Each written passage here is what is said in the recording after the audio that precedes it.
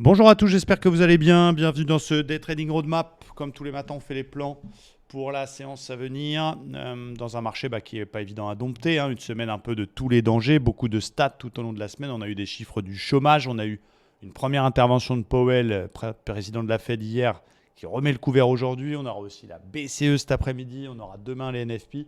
Bref, c'est une semaine piège. Pour l'instant, on a fait 2 trades. Un BE et un trade non exécuté. Donc, on est extrêmement prudent pour le coup dans ce marché. Et on va commencer par le DAX, tendance toujours très haussière. Petite micro-consolidation. On avait vu l'avalement lundi. Mais bon, quand on regarde la toute petite baisse VS, la grosse hausse, il tousse à peine. C'est toujours très haussier. C'est pour ça que j'ai encore du mal un peu à shorter, même si en intraday, il y a des ventes à faire peut-être. Il y a des petites baisses qui se mettent en place. Les tendances de fond restent toujours très haussières. Quand on regarde d'un peu plus près en 4 heures, on a une très belle zone qui tient sur le DAX qu'on a vu ce matin, les fameux 50% de la dernière vague de hausse. C'est aussi la moyenne mobile 54 heures. Et c'est un niveau qu'on pouvait acheter sur un beau signal. Il n'y a pas eu de super signal. On a un peu un range finalement qui se met en place sur le DAX entre 17 650 et 17 780. Donc il va faire ça. C'est les NFP qui vont décider de casser ce range par le haut ou par le bas. Donc mes plans, c'était d'éventuellement vendre, mais à partir du moment où on pète 61,8 de la dernière hausse, parce que ça veut dire qu'on casse la MM 54 heures et que voilà, il y a une possible correction un peu plus amplifiée qui peut se mettre en place et pas de vente avant.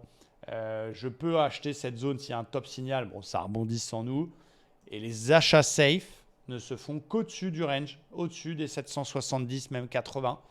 Donc en attendant, ça va faire ping-pong. Vaut mieux rester à l'écart dans des séances comme ça. Quand vous ne tradez pas une journée, vous pouvez d'un côté avoir l'impression de rater des opportunités. Ça, c'est quand on voit le verre à moitié vide. Quand on voit le verre à moitié plein, on n'a pas pris de risque, on n'a pas pris de perte. Et c'est bien aussi. Côté indice américain, pareil, ils sont encore très haussiers. Sur le Nasdaq, c'est encore plus impressionnant. Mais le dos, il y a cette polarité intéressante. L'ancien record historique de 2022 qui a déjà fait une deuxième fois résistance puis support. Tant qu'il sera au-dessus de 38 000, j'aurai du mal à vendre. Je vous avoue. Après, voilà, j'essaie de ne pas être trop biaisé par cette tendance haussière. Mais là, on a 61,8 de la dernière vague 4 heures qui tient, qui a tenu déjà mardi, qui a été retesté ce matin et qui déclenche un nouveau rebond. Donc cette zone, elle tient. Donc ce que je vais surveiller cet après-midi, ça va être éventuellement, ça restera dangereux parce qu'en flux 1 heure, on est en flux baissier. Éventuellement, en cas de retest de cette zone et super signal d'achat, pourquoi pas tenter un achat sur cette zone. Si jamais il pète cette zone et les plus bas de mardi, là, je peux faire des ventes plus standards sur sortie d'OPR pour aller chercher les 100%, les 38 100. S'il continue à rebondir avec ou sans nous et qu'il vient rechercher la polarité ici, vous avez vu, résistance, résistance, résistance, support, support, support, c'est aussi ce qui a déclenché la deuxième vague d'hier soir, la vague de baisse. Eh bien, on revient dans cette zone, on la surveille. S'il y a un super signal type bulle apesanteur M5 baissière, ça sera un peu dangereux parce qu'on sera de nouveau au-dessus des moyennes mobiles. C'est pour ça que j'ai mis qu'une petite flèche. Et les achats safe ne se font pas en bas, mais se feront que si il continue sa hausse, il valide un espèce de W et il passe au-dessus de cette polarité, donc en gros au-dessus de 39 000. Donc tant qu'il fera 38 500, 38 900 dans ce range, finalement, ça va être un peu plus compliqué. Les NFP vont, j'espère, débloquer la situation. J'ai presque le même plan sur le Nasdaq qui est super haussier. Regardez la moyenne mobile 20, comme elle a tenu, comme elle a fait encore une fois support ce matin, elle a fait support mardi, c'est impressionnant. Ça reste très très haussier. C'est pareil, on a à peu près la même chose que sur le Dow Jones, c'est-à-dire une zone support sous les fesses un peu avant le 61,8 vers les 820, 840 que je peux acheter si on vient retester cette zone avec un très très beau signal par contre et un beau ratio.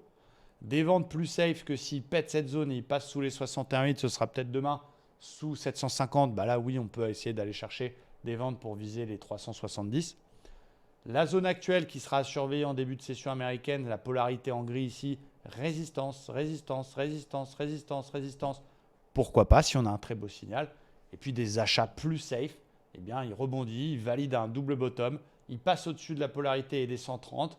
Là, je fais des achats standards type sortie d'OPR par le haut pour aller rechercher, pourquoi pas, l'ATH. Donc ça va être dur parce qu'on a, BCE, on a Powell qui parle à 16h, on a chiffre du chômage à 14h30.